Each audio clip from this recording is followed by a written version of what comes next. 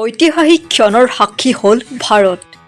দক্ষিণ আফ্ৰিকাক পৰাস্ত কৰি বিশ্বকাপৰ খিতাপ দখল কৰিলে ভাৰতীয় মহিলা ক্ৰিকেট দলে। দক্ষিণ আফ্ৰিকাক 52 ৰানত পৰাস্ত কৰি বিশ্ব চেম্পিয়নৰ শিখৰত ভাৰত।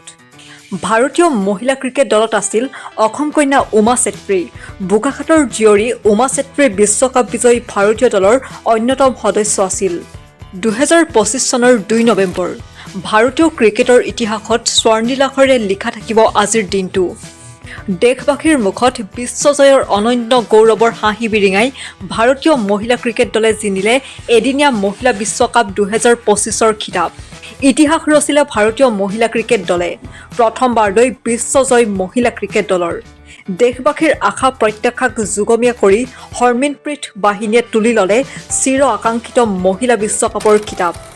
দেওবাৰে মুম্বাইত অনুষ্ঠিত এদিনীয়া বিশ্বকাপত হৰমিনপ্ৰীতৰ নেতৃত্বাধীন ভাৰতীয় দলে মহিলা ক্ৰিকেটৰ ইতিহাসত প্ৰথমটো বিশ্বজয়ৰ খিতাপ লাভ কৰে। ইয়াৰ পূৰ্বে 1983 আৰু 2011 চনত ভাৰতীয় ক্ৰিকেট দলে বিশ্বকাপৰ খিতাপ অৰ্জন কৰিছিল।